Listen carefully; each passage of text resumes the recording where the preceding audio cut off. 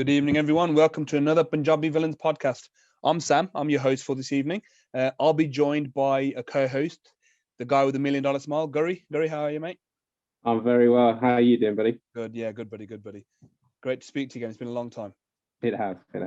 So today we'll be talking about the Brighton game. Not the best game to review, but hey ho. We'll talk about the man of the match performance by Emi Martinez. We're going to compare him to some of the other great Villa goalkeepers. And then there's been stuff in the in social media today about Konza and potential call up to England, but also a potential call up to Portugal because I think he has a choice of both. And then we'll talk about the Leicester game coming up next and how we want to approach that. I have also got a little bit of a surprise quiz for you afterwards, so we'll get to that at the end of the session. Fantastic. But yeah, we'll start on the Brighton game. What do you think? Well, as you said, it wasn't the most exciting game. I think we really looked a bit lethargic. We didn't turn up to the races, to be fair. I was watching obviously the interview by Emi at the end of it. You know, amazing that guy can be so honest and say, look, we deserve to lose. And I think we all agree with him, but I would always take a point over losing. The positive, we played rubbish. We come away with a point. So true. And you're right about Emi, man. That's proper big game mentality, isn't it? Proper winner mentality. That look, honestly, we just played rubbish. We didn't deserve to. And to be fair, some of the interviews I've either read or I've watched afterwards, a lot of the players were saying the same. It just wasn't good enough. But yeah, silver lining is that you can play that poorly, give away so many passes, and still come away with a point. If you're Brighton, you'd be kicking yourselves, isn't it? Yeah, well, I think that's the key aspect of doing well in the league. Is it is getting through with this, the skinny teeth, really, just managing to get that point, keep moving forward, and climbing the table, hopefully. Do you think it's too easy to say that just Emi coming in between the sticks has made the difference? Because potentially last year, we would have lost that game. But would that just been down to, he made some fantastic saves. But is it that easy? Do you think just down to him? I don't think so. I think that the mentality of that back five is brilliant right now. And I think Emi just gives that little bit of confidence to that back four. They play a little bit better. They know, we can, work our socks off, put our body on the line. And if it does creep through, we've got that solid man between the posts. Yeah, you know what? That it does make a massive difference. Tom Heaton didn't do awful for us, but he didn't have many standout performances. I think because at the time the back four was still getting together.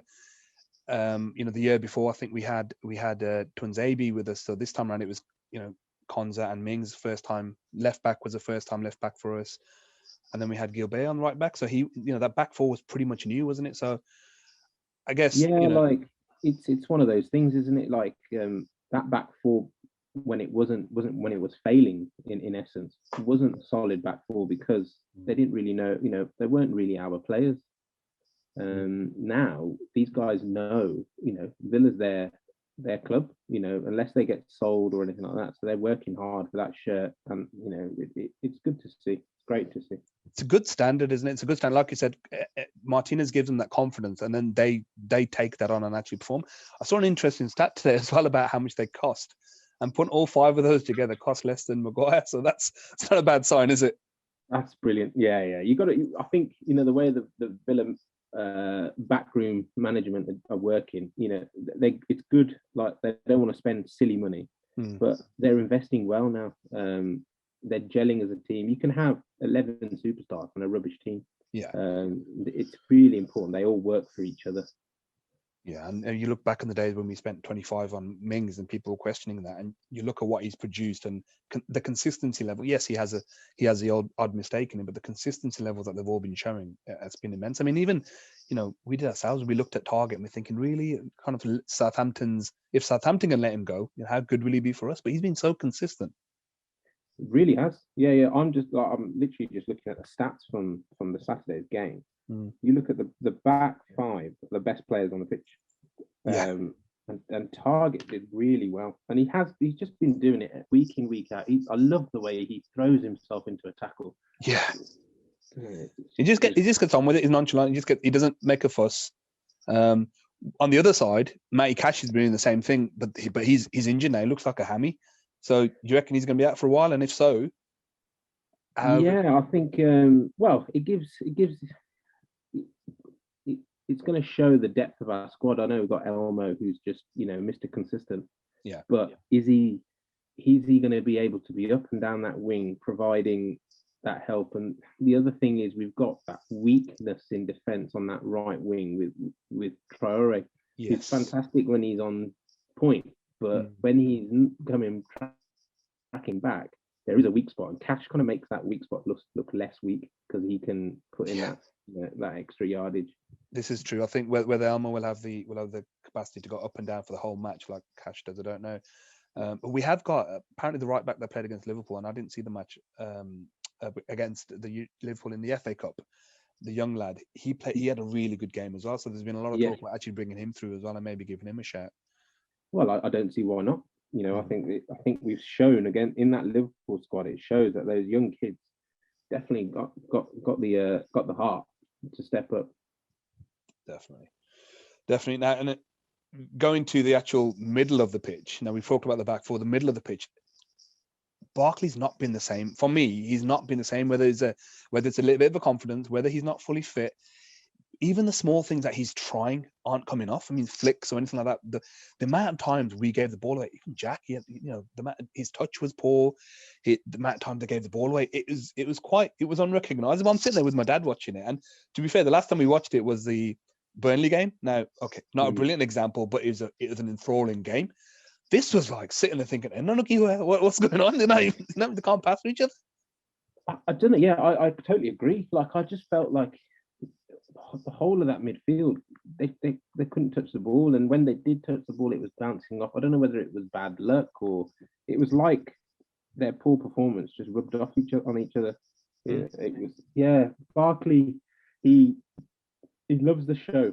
He definitely wants to be a prime-time footballer, but he needs to go simple, I think. And in time, when you're having a struggling game, you need to just go to basics, get that touch right, play the right pass, rather than trying to do all these little turns and flicks and look in Hollywood. I've just written down, I mean, in the first half an hour, we probably had about 5 minutes of decent football that we seemed to be getting back into it. But then it went back. You're right that they weren't doing the basics, and the possession thing's interesting. Not just hold on to the ball, but we couldn't string passes together to our players to actually hold on to the ball. Credit to Brighton. Their pressing game worked really well. And whether they watched clips of the West Ham game, because we were similar to that in the West Ham game, we were all off. And this one again, we a lot of the players at the same time. There's talk about people doubling up on Grealish, but that's when Barkley, Traore, McGinn, that's when they come into it, because the space is created. They didn't look like there was much space for our team. It just seemed bizarre. It's not like us.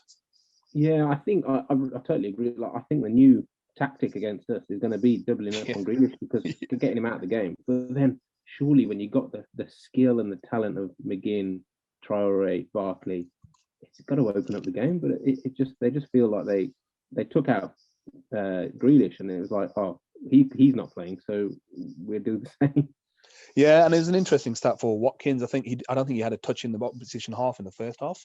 Yeah, in the opposition box, sorry, I should say, in the first half. And that's it, isn't it? It's about us trying to figure out a different way of playing, and we need to have not necessarily a plan B, but an alternate plan A, a different version of the plan A, because the way we play is really good. People have liked watching us because of the way we play. We go for it, we're passing, we're direct, but there needs to be a little bit of something when Jack's marked out, or someone, whoever it is who's marked out the game.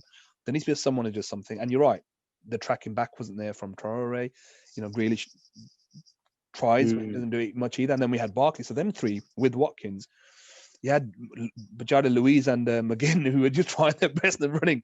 So when they got the ball, they couldn't do nothing else with it, Well, that's the thing. You got those two kind of holding midfielders who are there to protect the back four, and then give a bit of a spark. Like Luiz is I love Luiz. I think he's a quality player. You got McGinn, who we've seen talent. He's obviously now playing a little bit of more of a defensive role. But we've got to accept that they're going to take Grealish out of the game. It's one of those things. It's either someone else step up and then pull that second defender across and allow Grealish to have a bit more space, or just get that momentum going. And I think Barkley just didn't have that on that day. Hopefully, it was just an off day. Yeah, hopefully. And I was actually thinking during the match, instead of just changing the one winger, change both. Bring in a sense where you bring Barkley off and put Jack in the middle. That if he's getting marked out of the game, let him get marked out in the middle almost. But then you still got the wingers who are working. So whether you got El Ghazi, you got Trezeguet, get them on, and they'll work backwards as well. So maybe there'll be a change. You're right. I think with Elmo, if Elmo's playing right back, he'll probably need more support, and maybe Trezeguet or El Ghazi starts on that right hand side to actually give that little bit of support. I know.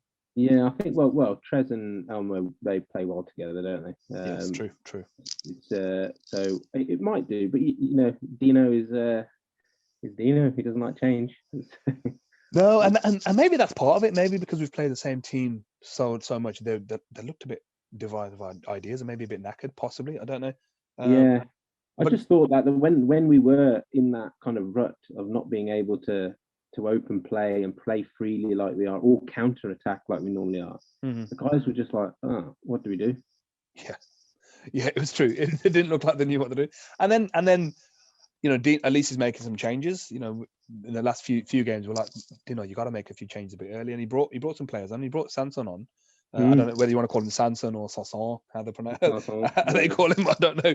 But he looked okay. He looked like he was comfortable on the ball. He needs a little bit of game time. Do you reckon he'll get a start soon?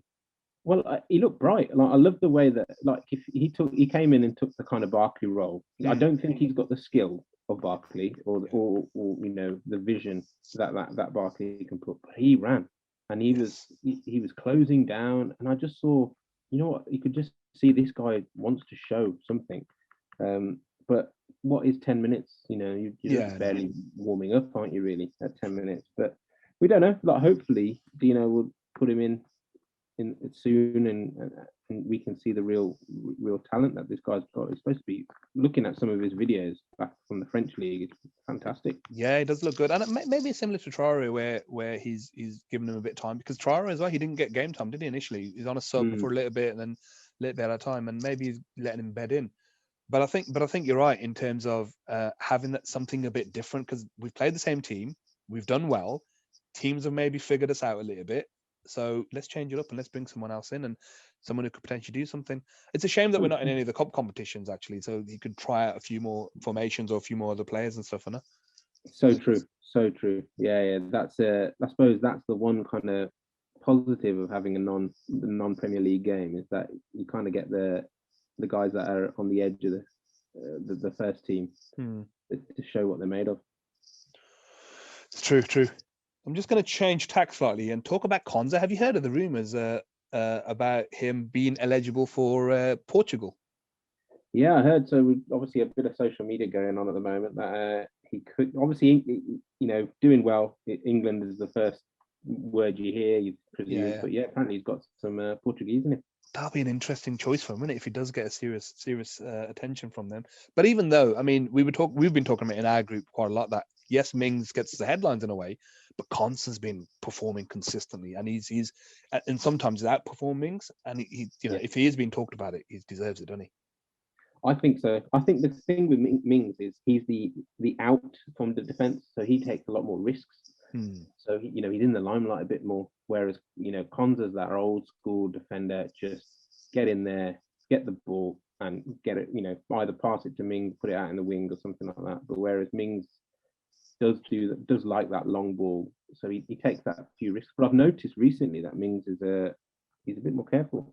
Yeah, it's probably had a word to say to him, because he did have a couple of fluffs. But you're right, Konza's no nonsense and he gets on. But if we're talking England, who would he displace? I know at the end of the day, I think Maguire's a shoe-in.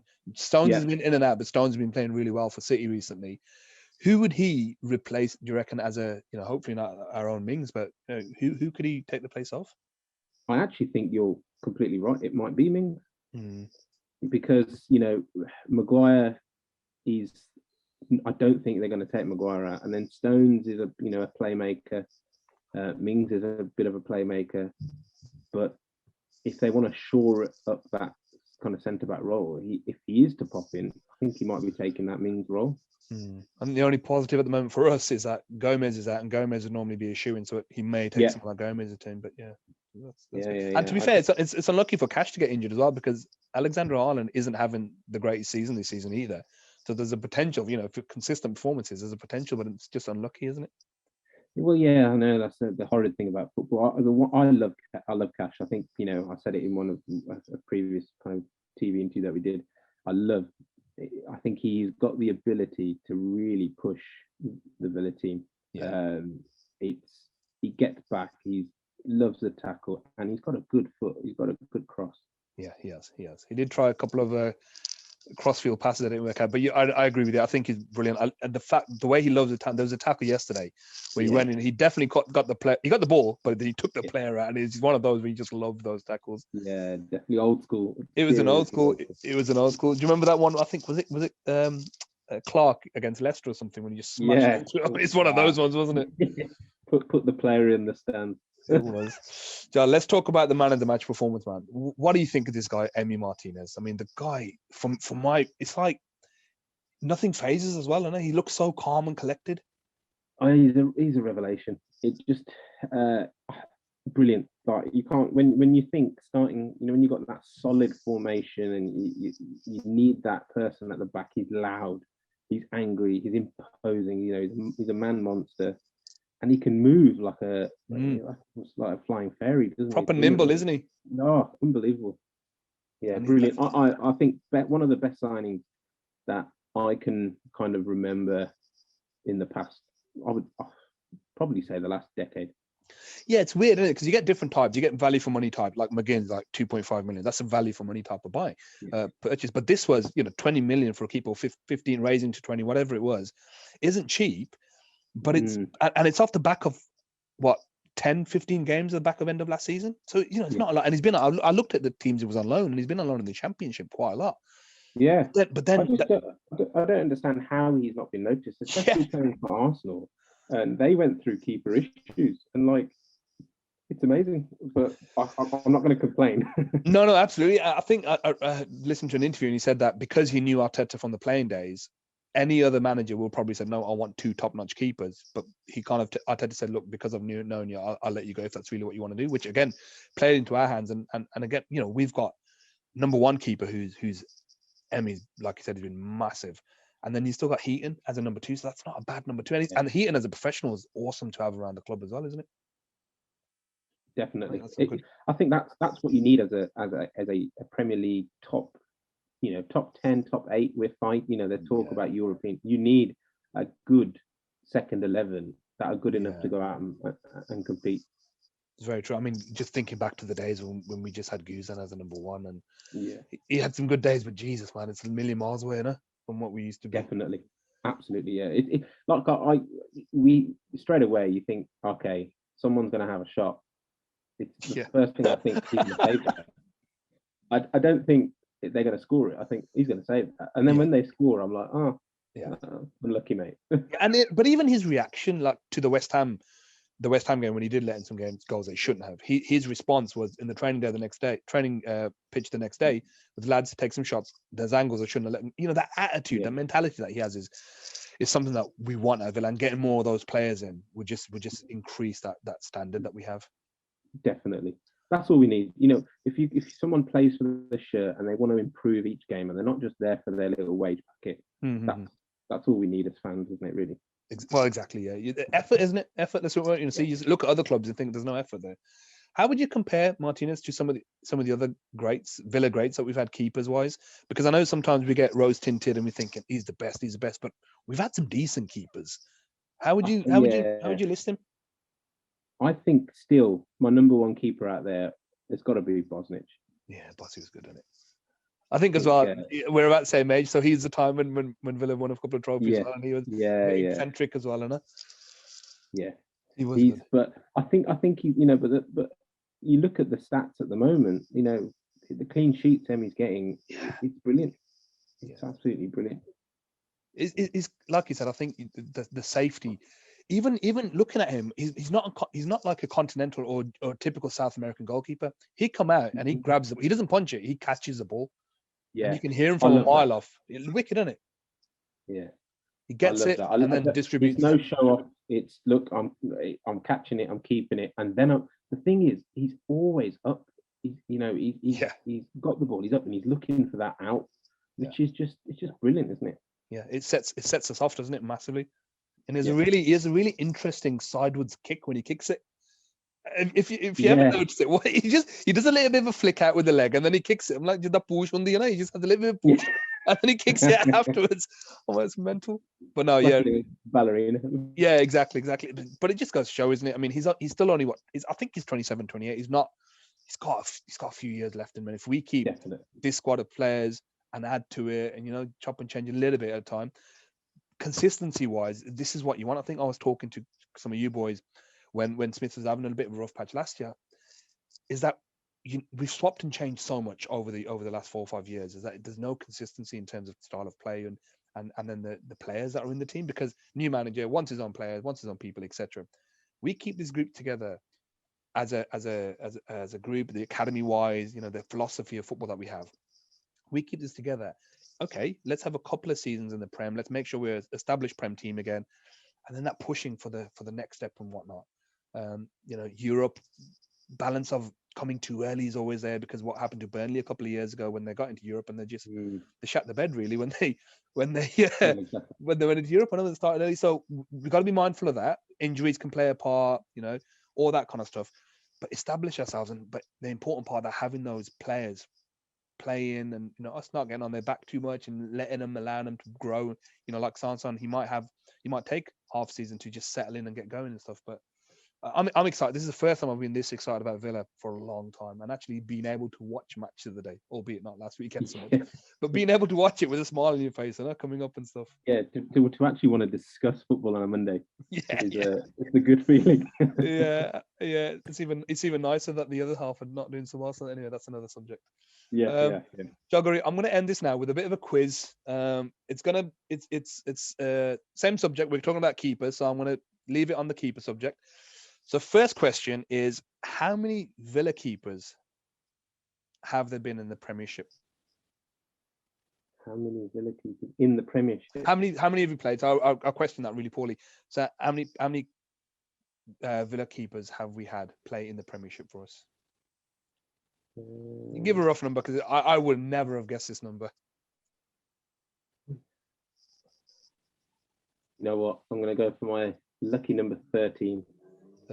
22.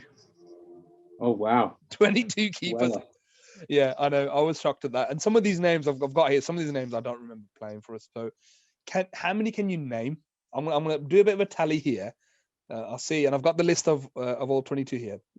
Just give me how many you can name, and let's see how close you get to the 22. Okay, so we've got Emi Martinez. Mm-hmm. Obviously, Tom Heaton. Yep. Mark Bosnich. Mm-hmm. There was Schmeichel played in the Premier League for us, didn't he? He did, yes. Who else we had? Trying to think now. Peter Enkelman. Yeah. David James. Mm-hmm.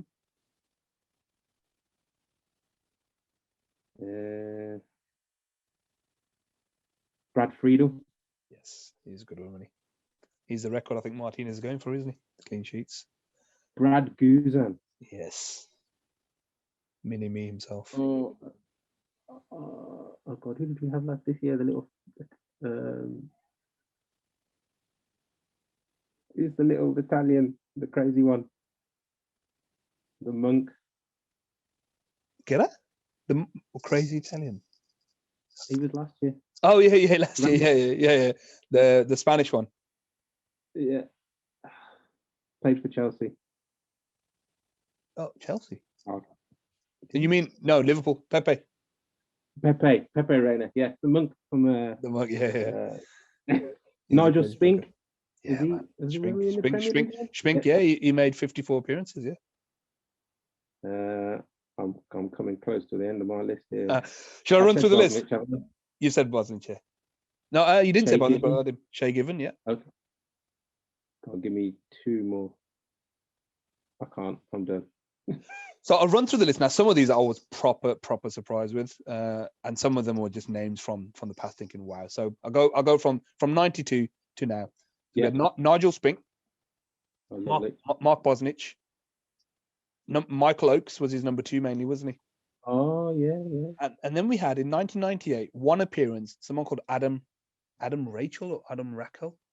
But yeah, there's one guy there. Then we had David James. Yep. Peter Enkelman. Neil Cutler, it's got here as one appearance in 2000. No way. He's our current goalkeeper coach, isn't he? And I didn't. Yeah. I'm like, really? So yeah, apparently he made one appearance for us. So I have to look that one up. Yeah, Schmeichel. Then we had Stefan Postma. Do you remember him? Yes. Yeah, the guy was a legend, man. There's a couple of videos I saw him recently. The guy was Thomas Sorensen. Oh God. Stuart Taylor. Mm-hmm. Yeah, and then we got Gabor Kirali. I can't pronounce the name. Do you remember the guy we had off loan from Palace? I think with the pajama. Scott Carson. Oh God, yes. Then we had the 2 Brads, Brad Fiedler, Brad Guzan, Shea Given. You said Jed Steer. He's made 2 appearances. Damn. Okay. Yeah, I didn't think he'd made any Premier League. In 2015, it's got here, so potentially maybe before we went down. Mark Bunn. Oh God, yeah. And then we got Heaton. We got Nyland. Oh yeah. Reina and then Martinez. Nyland kept us in it against Sheffield United, man. Yeah. Okay. But if I'm completely honest, I looked at that list and thought, wow. There were obviously the erroneous ones like Cutler and I think I got about 50%, right? Yeah, you got what 12, 13 or something. But yeah, that's a hard bunch. And you know what? When you look back over the years, it has been, what was it, 92? So almost B. So no. And out of them, what would you say? Who's your favourite? My favorite. Oh, that's a good question. Favorite. Oh. Not the best, but the one that your favourite that brings shivers to you.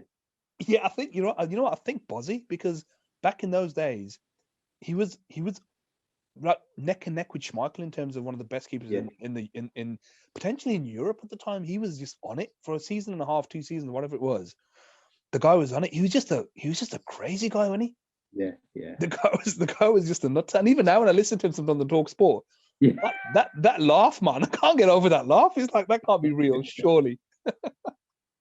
No, yeah, definitely. I think it's just because it reminds us of our youth and what we loved as kids.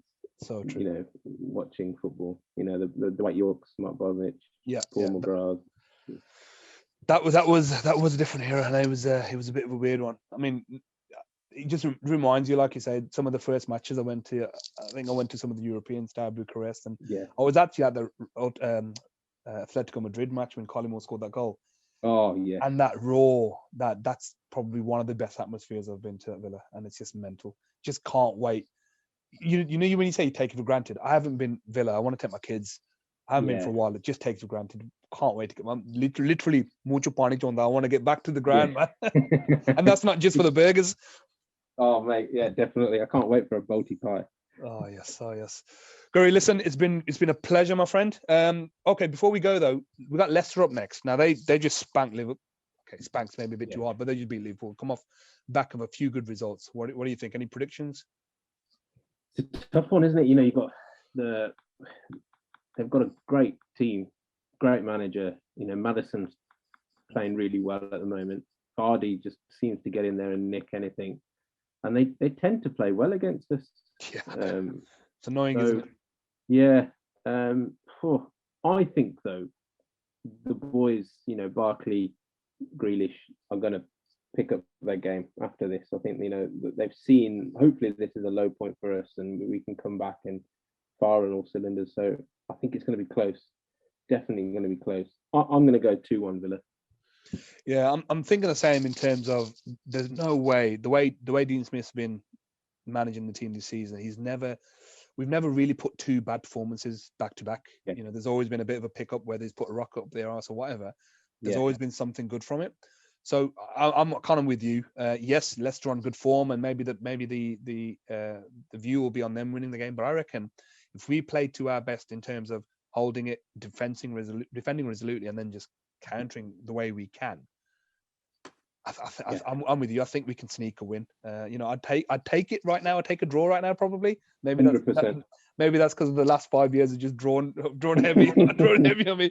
But probably take that now. But yeah, I think they're in good form, and that, credit, like I said, credit to them. Rogers is doing a great job there. Yeah, and they've got some really good players. But I think we can. I think our first 11 are probably up there with theirs, barring one or two of them.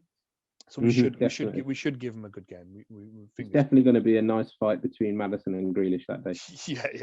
Yeah. Who can provide the impetus? Yeah, he's scarily good, isn't he, Maddison as well? Yeah, he's different to Jack because Maddison's got the pass where Jack dribbles more, but they're a good complement to each other. I can see them both playing. I can't wait to see them both in the England team. Yeah, agree. Yeah, I think they'll both play well. Yeah. So, brother, listen, it's been a pleasure. You too, we'll catch up soon, and then it'll be hopefully 3 points for Villa on the weekend. Definitely, my friend. Okay, brother. I'm just gonna take care, mate. Okay, bye. If you like what you hear, don't forget to like and subscribe our YouTube and SoundCloud channels for all the latest podcasts and more. Check us out on Instagram, Twitter, Facebook, and TikTok at Punjabi Villans. Also, for all the latest merchandise, check out www.punjabivillans.co.uk for beer mugs, hoodies, t-shirts, and a whole host more. Thank you for listening today, and we hope to catch you real soon.